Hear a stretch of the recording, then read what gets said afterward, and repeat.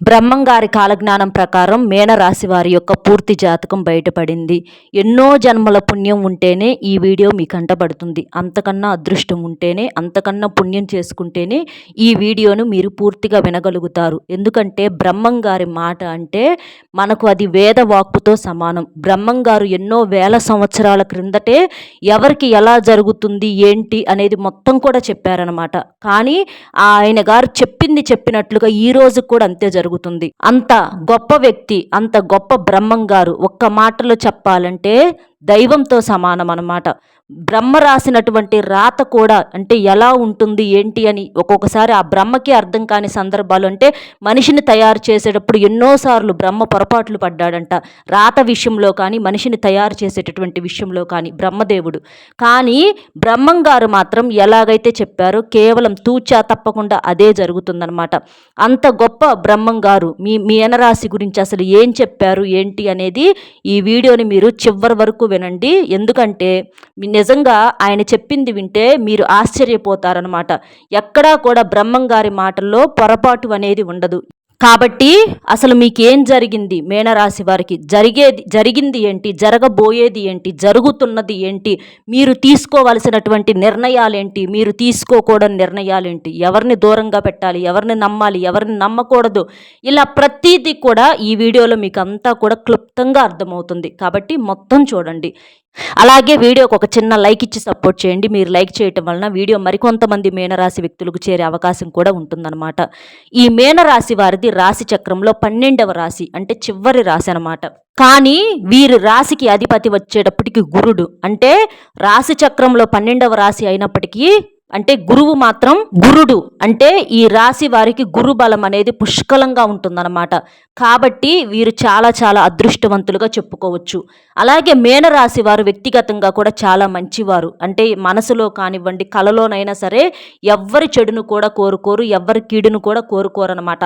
అందరూ బాగుండాలి, మనకేదో మన బ్రతుకు ఇలా ఉంది, కానీ మనకులాగా అందరూ ఎందుకు ఇబ్బంది పడాలే, ఎవరికున్నది వాళ్ళు అనుభవిస్తున్నారు అని చెప్పేసి ఒక్క మాటలో తీసి పడేస్తారు. కానీ ఎవరి మీద కూడా వాళ్ళు పడి ఏడవరు, ఎవరిని గురించి కూడా తప్పుగా ఆలోచించరు, తక్కువగా ఆలోచించుకోరు అనమాట. అయితే వీరికి మనస్తత్వం కూడా ఎలా ఉంటుందంటే జాలి మనస్తత్వం అనేది ఉంటుంది. వీరు ఎదురుగా ఎవ్వరు ఇబ్బంది పడుతున్నా కూడా, ఒక మాటలో చెప్పాలంటే వారి యొక్క శత్రువులు ఇబ్బంది పడుతున్నా కూడా వీరిది బాగా కరిగిపోయేటటువంటి మనసు అన్నమాట. అలా కరిగి ఏంటంటే ఏదో ఎందుకులే వాళ్ళు అని చెప్పి వాళ్ళకి ఏదైనా సహాయం చేయటము, వాళ్ళకి ఏదైనా సలహాలు ఇవ్వటము, అట్లా క్షమించే గుణం అనేది ఈ మీనరాశి వారిలో పుష్కలంగా ఉంటుంది.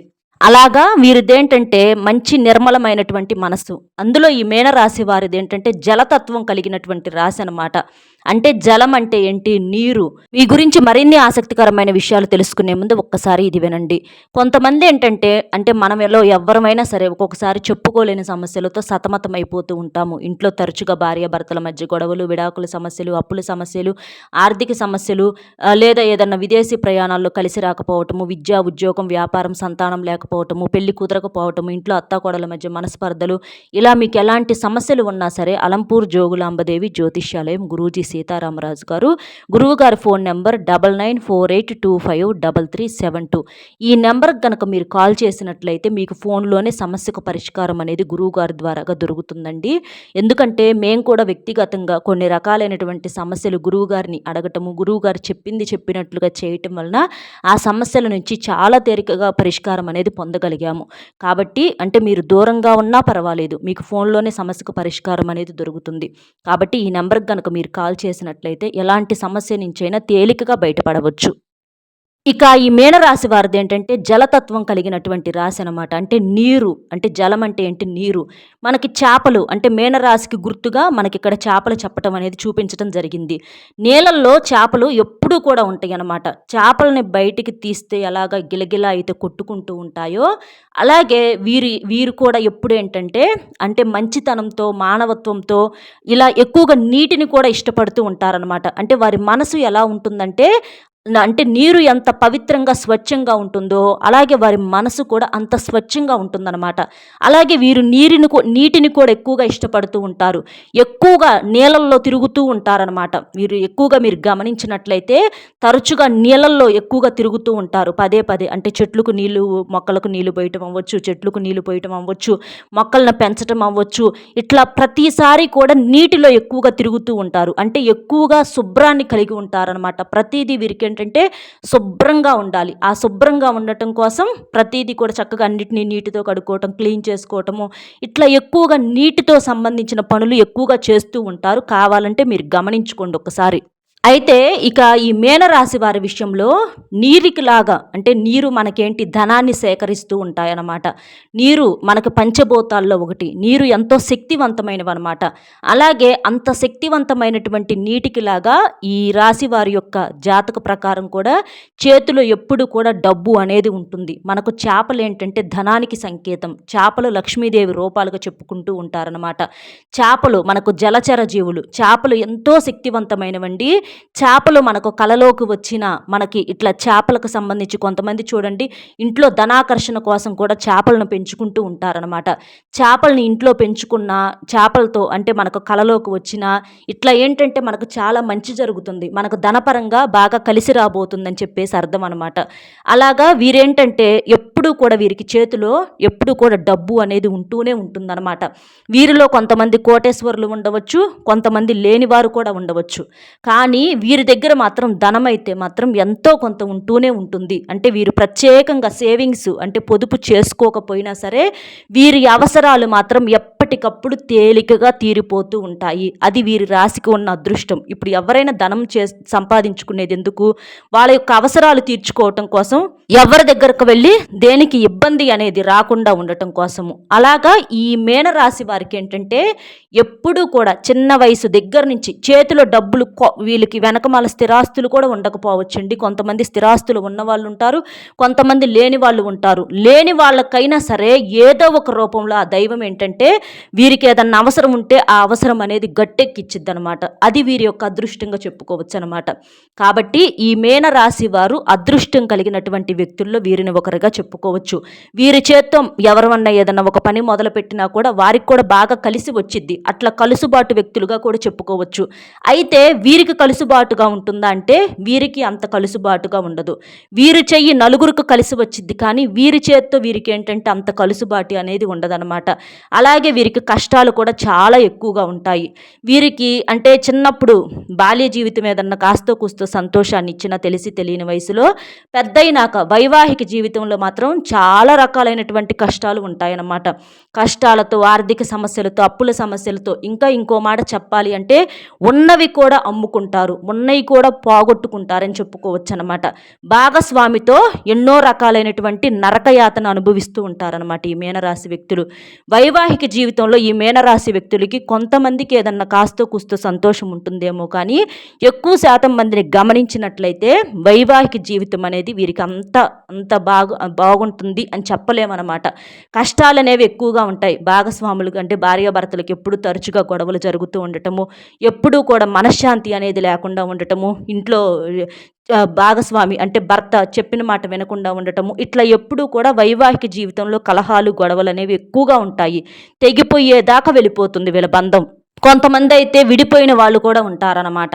అలాగా చాలా వరకు కూడా కష్టాలు, ఎన్నో రకాలైనటువంటి కష్టాలతో, కన్నీళ్లతో ఎవ్వరు చుట్టూత చెప్పుకోవటానికి మన అనేవాళ్ళు నలుగురు ఉన్నప్పటికీ కూడా ఎవ్వరి వల్ల కూడా ఎటువంటి సహాయ సహకారాలు అందక వీళ్ళు కొన్ని తెలిసి తెలియని నిర్ణయాలు తీసుకోవటము, పిల్లల జీవితంలో ఏదో మంచి జీవితాన్ని ఇద్దామనుకొని వారిని కూడా తెలిసి తెలియక అంటే ఇబ్బంది, ఇట్లా రకరకాలుగా ఏంటంటే జీవితం ఏంటంటే సుఖం అనేది ఉండదన్నమాట. అంటే వీరి ఆలోచన విధానం ఎలా ఉంటుందంటే అసలు దేవుడు ఉన్నాడా, దేవుడు నిజంగానే ఉంటే ఇంతగా ఎందుకు బాధ పెడతాడు, మేమేం పాపం చేశాము అంటే పెద్దవాళ్ళు చేసిన పాపాలు ఏమన్నా తగిలినయా, లేకపోతే గత జన్మల్లో పాపాలు ఏమన్నా తగిలినయా, ఏంటి పాపాలు? సంతోషంగా ఉండేవారేమో సంతోషంగా ఉంటున్నారు, వారికి రోజు రోజుకి సంతోషాలు ఎక్కువవుతున్నాయి, కానీ మనకు మాత్రం బాధలు అనేవి రోజు రోజుకి ఎక్కువవుతున్నాయి. అసలు ఈ సమస్యకి పరిష్కారం అనేది లేదా అని చెప్పేసేసి అట్లా కన్నీళ్లతో సాగుతూ ఉంటుందన్నమాట. అట్లా వీరి జీవితం చాలా వరకు కూడా కష్టాలు కన్నీళ్లతోనే ముడిపడి ఉంటుంది. అయితే వీరికి ధైర్యం అనేది కొంచెం ఎక్కువగా ఉంటుందన్నమాట. ఆ ధైర్యం వల్ల ఏంటంటే చాలా వరకు కూడా వాటన్నింటి నుంచి కూడా పడగలుగుతారని చెప్పుకోవచ్చనమాట. అలాగే మీనరాశి వారు ఏంటంటే వీరి జాతకం ప్రకారం ఎదుటివారికి సలహాలు బాగా ఇస్తారు. అంటే వీరితో ఎవరైనా సరే స్నేహపూర్వకంగా కలిసిపోగలుగుతారు. చిన్నపిల్లల దగ్గర నుంచి పెద్దవారి దాకా కూడా ఎదుటివారికి నచ్చేలాగా, ఎదుటివారిని ఆకట్టుకునేలాగా వీరి మాట తీరు ఉంటుందన్నమాట. ఎక్కువగా ఎదుటివారికి సలహాలు ఇస్తూ ఉంటారనమాట. అలాగా చాలా వరకు కూడా వీరి సలహాలు ఫాలో అయిన వాళ్ళు చాలా వరకు కూడా బాగుపడే అవకాశాలు అనేవి ఉంటాయి. ఎందుకంటే కడుపులో ఎటువంటి కల్మషం లేకుండా వాళ్ళు బాగుండాలనే ఒక సలహా అనేది చెప్తూ ఉంటారు కాబట్టి వీరి సలహాలు తీసుకోవటం వలన చాలా వరకు కూడా అవతల వాళ్ళకి లాభం అనేది జరుగుతుంది. అయినా వీరి సలహాలు తీసుకొని చివరికి మళ్ళీ వీరి మీద నిందలు వేసే అవకాశం అనేది ఉంటుంది. అంటే వీరిని ఎక్కడా కూడా మంచిగా చెప్పకపోవటం ఇలాంటివి జరుగుతూ ఉంటాయి. అవమానాలు, నిందలు ఇలాంటివే ఎక్కువగా ఉంటాయి అన్నమాట. అవన్నీ కూడా వీరికి తెలుసు, అర్థమవుతాయి. అర్థమైనా సరే కూడా వీరికి ఉన్నటువంటి మంచి మనస్తత్వం వల్ల మళ్ళీ ఎప్పటికప్పుడు క్షమించేసి మళ్ళీ వారితో కాస్త మాట్లాడంగానే మళ్ళీ ఏదైనా సలహాలు ఇవ్వటము, చేయటము ఇట్లా కలిసిపోతూ ఉంటారనమాట. అయితే వీరిలో ఉన్నటువంటి ఒక పొరపాటు, వీరు చేసే ఒకే ఒక పొరపాటు ఏంటంటే వీరికి కోపం అనేది, ముక్కు మీద కోపం బాగా ఉంటుందన్నమాట. అంటే వీరిని ఎవరన్నా ఏదన్నా ఎదుటివారు ఏదన్నా బాధలో ఉండి ఒక మాట అన్నా, లేకపోతే మామూలుగా అన్నా అస్సలు తీసుకోరు. ఒక్క మాట ఎవరన్నా ఏదన్నా వీరిని అంటే మాత్రం అవతల వాళ్ళకి నరకం అంటే ఏంటో చూపిస్తూ ఉంటారనమాట. కాబట్టి అలాంటివి మీరు మానుకోవాలి. ఎందుకంటే ఎదుటివారు ఊరకనే అంటే పడొద్దు. కానీ వారు కూడా ఒక బాధలో ఉండి ఒక మాట అన్నప్పుడు, మాటే గదా! ఆ మాట వల్ల మనకొచ్చే నష్టం ఏమీ లేదు కదా! వాళ్ళంత బాధలో ఉన్నప్పుడు ఒక మాట అన్నప్పుడు మాటనే తీసుకోలేకపోతే పడేవారి బాధ ఎలా ఉంటుందో ఒక్కసారి ఆలోచించండి. కాబట్టి కొంచెం కోపం అనేది తగ్గించుకొని మీరు కూడా కాస్త ఎదుటివారితో అర్థం చేసుకొని, అంటే చాలా వరకు మీరు అనుకుంటూ ఉంటారు, మేము ఎంతో చేశాము, ఎంతో చూసాము, అయినా సరే మాకేంటి బాధలు అని చెప్పి మీరు అనుకుంటారు. మీరేంటంటే ఆ ఒక్క మొండి పట్టుదల, అంటే కోపం ఎక్కువగా ఉంటుంది, అలాగే మొండి పట్టుదల. మీరు పట్టిన కుందేలుకి మూడే కాళ్ళు అంటే అవతల వాళ్ళు కూడా మూడే కాళ్ళు అని అనిపించుకోవాలని చెప్పి మీకేంటంటే ఒక చిన్న ఇది ఉంటుందన్నమాట. అలా ఏంటంటే ఎదుటివారు కాదు, 3 కాదు 4 అన్నప్పుడు మీరు అది తీసుకోలేరనమాట. అలా ఈ మీనరాశి వారికి ఏంటంటే కొంచెం ఆ మనస్తత్వం ఏంటంటే మొండితనం, చిన్నప్పటి నుంచి పెరిగిన పెంపకం వల్ల కానివ్వండి, లేకపోతే వీరి రాశిలో ఉన్నటువంటి, అంటే వీరు మీనరాశి వ్యక్తులు కొంచెం గడుసుతనంగా కూడా ఉంటారనమాట. ఆ గడుసుతనం వల్ల కానివ్వండి వీళ్ళేంటంటే, అంటే వీరు అన్నదే ఎదుటివారు కూడా సరే అనాలి. కాదు అంటే మాత్రం అవతల వాళ్ళ మీద వెంటనే కక్ష పెంచుకుంటారు. వారి మీద ఏంటంటే, అంటే వీరితో మంచిగా ఉండి వీరన్న మాటకు సరే అని అంటే అవతల వాళ్ళకి ఎంతైనా సపోర్ట్ చేస్తారు, వాళ్ళని గురించి ఎంత మంచిగానో చెప్తారు నలుగురికి. కానీ వీళ్ళ మాటకు ఒక్కసారి వ్యతిరేకంగా చెప్పినట్లయితే కొంతమంది అండి, అందరినీ మీనరాశిలో ఉన్నటువంటి ప్రతి ఒక్కరిని ఇక్కడ మనం చెప్పుకోవట్లే, కొంతమంది అలా ఉంటూ ఉంటారనమాట. వీళ్ళ మాటకి ఎవరన్నా వ్యతిరేకంగా చెప్పినట్లయితే వాళ్ళ మీద ఒక రకమైనటువంటి కక్ష పెంచుకొని వాళ్ళ గురించి ఇంకా ఉన్నవి లేనివి 4 మాటలు చెప్పి వారి మీద అట్లా సాధిస్తూ ఉంటారనమాట. ఆ ఒక్క మనస్తత్వం వల్ల ఏంటంటే జనంలో మీకేంటంటే ఎవరో బయట వాళ్ళ సంగతి తర్వాత మీ ఇంట్లో వాళ్ళకే మీరంటే పడకుండా అయిపోతుందన్నమాట.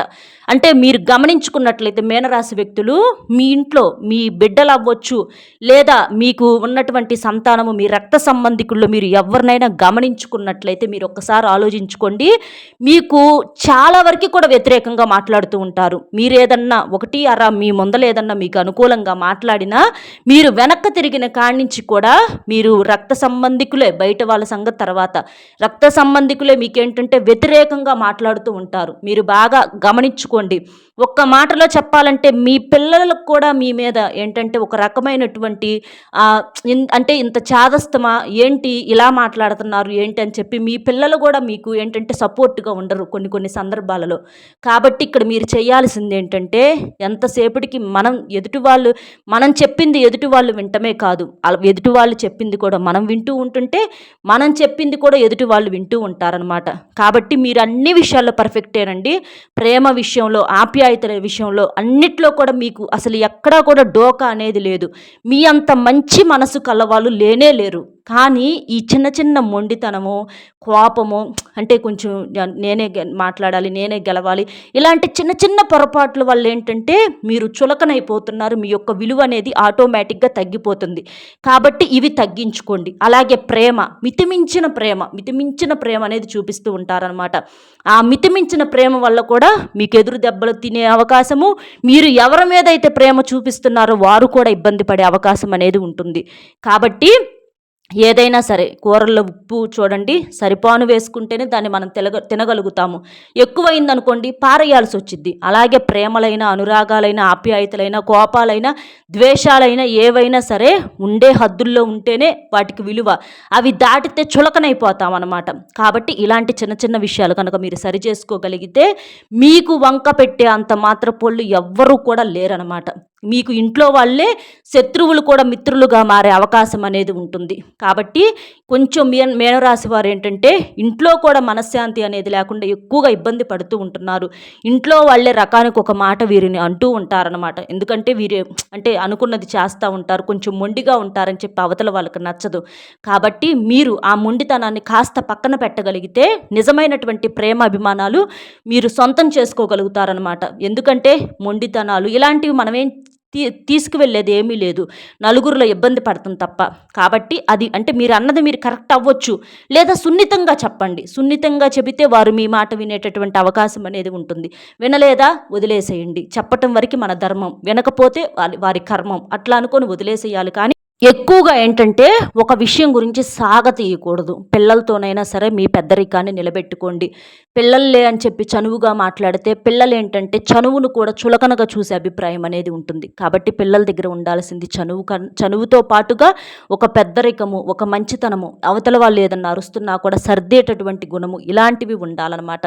అలా కాకుండా అంటే ఏంటంటే మేము చేయము అని అంటుంటే ఏంటంటే మీ మీద అంటే మీరే చిన్నపిల్లలాగా బిహేవ్ చేస్తుంటే వాళ్ళు ఏంటంటే మిమ్మల్ని ఒక చిన్న చూపుతో చూసేటటువంటి అవకాశాలు అనేవి చాలా ఎక్కువగా ఉంటాయి. కాబట్టి మీరు ఉన్నటువంటి మంచి మనస్తత్వానికి, మీరు చూసే విధానానికి మీ మనస్తత్వం కొంచెం పెద్దరికంగా గనక చేసుకున్నట్లయితే మీకు వంక పెట్టడం అనేది ఎక్కడా ఉండదన్నమాట. ఎందుకంటే వ్యక్తిగతంగా వీళ్ళు చాలా చాలా మంచివారు. వీరు పడ్డన్నాళ్ళు కష్టాలు చాలా చాలా అనుభవించారండి. ఒక్క మాటలో చెప్పాలంటే పుట్టుక దగ్గర నుంచి కూడా చివరి రోజుల వరకు కూడా వీరికి కష్టాలు అనేవి ఎక్కువగానే ఉంటాయి. అయినా సరే వీరికి ఉన్నటువంటి మంచి మనస్తత్వం వల్ల, దైవానుగ్రహం వలన వీరికి ఇప్పటికీ కూడా అలా జరిగిపోతుందని చెప్పుకోవచ్చు అనమాట. అదంతా కూడా దైవం యొక్క ఆశీర్వాదము. వీరికి ఏంటంటే కొన్ని చిన్న చిన్న అనారోగ్య సమస్యలు ఉన్నాయి. మోకాళ్ళ నొప్పులు, మోకాళ్ళు అరిగిపోవటము, కొంచెం జాయింట్ పెయిన్స్, కండరాలు నొప్పులు, ఇలాంటివి కొన్ని చిన్న చిన్న అనారోగ్య సమస్యలతో బాధపడుతూ ఉంటున్నారనమాట. కాబట్టి కాస్త మీరు ఆరోగ్యం విషయంలో దృష్టి ఉంచుకోవాలి. గ్యాస్ట్రిక్ ప్రాబ్లమ్స్ కూడా ఉన్నాయి. కాబట్టి సమయానికి తిండి, సమయానికి నిద్ర, మనశ్శాంతిగా ఉండటము, మాటలు పొదుపుగా మాట్లాడటము, ఇంట్లో వాళ్ళతోనైనా సరే అతిగా వాదించకుండా ఉండటము, కోపాన్ని అదుపులో పెట్టుకోవటము, ఇలా కాస్త ధ్యానం చేసుకోవటము, ఇలాంటివి చేయటం వలన ఏంటంటే మీకు చాలా వరకు కూడా ఆరోగ్యం కూడా అదుపులో ఉంటుందన్నమాట. కాస్త ఎక్కువగా నీటిని తాగండి, మంచి ఆహారం తీసుకోండి, కాస్త విశ్రాంతి తీసుకోండి, దైవారాధనకు దగ్గరగా ఉండండి, దైవానికి పూజలు చేస్తూ ఉండండి. మీకున్నటువంటి బాధల్లో పడి దైవాన్ని పూర్తిగా పక్కన పెట్టేసిన వాళ్ళు కూడా ఉన్నారు. కాదు, మీరు దైవానికి దగ్గరగా ఉండండి, ఇంట్లో పూజలు చేసుకుంటూ ఉండండి. మీకు బయటికి వెళ్ళే శక్తి ఉంటే శివాలయానికి వెళ్ళండి. ఇట్లా దేవాలయాలకు కూడా తిరగటం వలన మీకు పుణ్యంతో పాటుగా మనశ్శాంతి అనేది కూడా కలుగుతుంది. అలాగే ఇంట్లో కూడా నిత్యం దీపారాధన చేసుకోవటానికి ప్రయత్నించండి, లేదా కొన్ని ప్రత్యేకమైనటువంటి రోజుల్లోనైనా దీపారాధన చేసుకుంటూ ఉండండి. ఇలాంటి చేయటం వల్ల మీ జాతకంలో సమస్యలు అనేవి చాలా వరకు తగ్గుతాయి. అలాగే మీకు నరదిష్టి కూడా చాలా ఎక్కువగా ఉంటుందండి. కాబట్టి స్నానం చేసేటటువంటి నీటిలో వేడి నీళ్ళల్లో కాస్త ఉప్పు, ఆవాలు వేసుకొని చేయటం వల్ల నరదిష్టి అనేది తగ్గుతుంది. అలాగే మీరేంటంటే నిమ్మకాయలు కూడా మీ ఇంటి అంటే గుమ్మానికి, ముఖద్వారానికి కట్టుకోండి. అలా చేయటం వల్ల మంచి జరుగుతుంది. సోమవారం శివుడికి పాలాభిషేకం చేస్తే చాలా మంచి జరుగుతుంది. అలాగే గోమాతకు కాస్త శనగలు నానబెట్టినవి కానీ ఉడకబెట్టినవి కానీ పెట్టడం వలన కూడా చాలా మంచి జరుగుతుందన్నమాట. మీ స్తోమతకు తగ్గట్లుగా అన్నదానము, వస్త్రదానం చేయటం వల్ల మీ జాతకంలో దోషాలు అనేవి పోతాయన్నమాట. లక్ష్మీదేవికి శుక్రవారం రోజున ఇంట్లో రావి ఆకు మీద దీపం వెలిగిస్తే మీకు చాలా మంచి జరుగుతుంది. ఇలాంటివి చేయటం వల్ల ఏంటంటే నరదిష్టి అనేది చాలా వరకు తగ్గుతుంది. జాతకంలో దోషాలు అనేవి తొలగిపోయే అవకాశం అనేది ఉంటుంది. అలాగే మీ ఇంట్లో ఏదన్నా పగిలిపోయిన వస్తువులు, విరిగిపోయిన వస్తువులు అంటే అద్దం కానివ్వండి, గాజులు కానివ్వండి, ప్లాస్టిక్ కానివ్వండి, పాడైపోయిన చీపుర్లు కానివ్వండి, ఇలాంటివి ఏదన్నా ఉంటే అర్జెంటుగా తీసి బయటపడేయండి. వాటి వల్ల ఏంటంటే పగిలిపోయిన దేవుడి పటాలు కూడా ఇలాంటివన్నీ కూడా తీసేసేయండి. వాటి వల్ల ఏంటంటే నెగిటివిటీ అనేది చాలా ఎక్కువగా ఉంటుంది మీకు. కాబట్టి అలాంటివన్నీ తీసేయటం వలన కూడా చాలా వరకు కూడా ఆ చెడు శక్తులు అనేవి వెళ్ళిపోతాయి. మీకు అంత అనుకూలంగా మారుతుంది. కాబట్టి దైవ నామస్మరణ చేసుకోండి, విష్ణు సహస్రనామం పారాయణం చేసుకోండి. ఇలాంటివి చేయటం వల్ల మీకు అంతా మంచి జరుగుతుంది. ఆ గతంతో పోల్చుకుంటే మీకు ఆర్థిక సమస్యలు చాలా వరకు తగ్గాయండి. ఆరోగ్యం కూడా కుదుట పడుతుంది. మీరేంటంటే కాస్త కోపాన్ని అదుపులో పెట్టుకుంటే సరిపోతుంది. కాబట్టి చక్కగా ఇలాంటి నియమాలు పాటించండి. అర్థమైంది కదండి. బ్రహ్మంగారు మీ గురించి చెప్పినటువంటి గొప్ప మాటలైతే ఇవేనమాట. మీనరాశి వారికి వీడియో కనుక నచ్చినట్లయితే ఒక చిన్న లైక్ ఇచ్చి సపోర్ట్ చేయండి. ఎందుకంటే ప్రతి ఒక్కరికి మీనరాశి వారికి టచ్ అయ్యేటటువంటి మాటలే ఇందులో ఉన్నాయి అని చెప్పేసి నేను మనస్ఫూర్తిగా అనుకుంటున్నాను. కాబట్టి వీడియోకి ఒక చిన్న లైక్ ఇచ్చి మీకు తెలిసినటువంటి మీనరాశి మిత్రులు ఎవరైనా ఉంటే వారికి కూడా షేర్ చేస్తే హెల్ప్ అవుతుందన్నమాట. అలాగే మొట్టమొదటిసారిగా మన ఛానల్ చూస్తుంటే సబ్స్క్రైబ్ చేసుకొని పక్కనే ఉన్నటువంటి ఆల్ అనే బెల్ని క్లిక్ చేస్తే నేను పెట్టే ప్రతి వీడియో కూడా ముందుగా మీకు నోటిఫికేషన్ రూపంలో చేరుతుంది. కాబట్టి ఇంత విలువైనటువంటి సమాచారం తెలియజేసినందుకు ఒక్క లైక్ ఇచ్చి సపోర్ట్ చేస్తారని చెప్పి మనస్ఫూర్తిగా కోరుకుంటూ కామెంట్ బాక్స్లో వచ్చేటప్పటికి ఓం హ్రీం క్లీం శ్రీం శివాయ బ్రహ్మనే నమః అనేటటువంటి కామెంట్ని చేయటం వలన ఆ బ్రహ్మం గారి యొక్క నిండు ఆశీస్సులతో మీరు చాలా సంతోషంగా ఉంటారని చెప్పి మనస్ఫూర్తిగా కోరుకుంటూ సర్వే జనా సుఖినో భవంతు. నమస్కారం.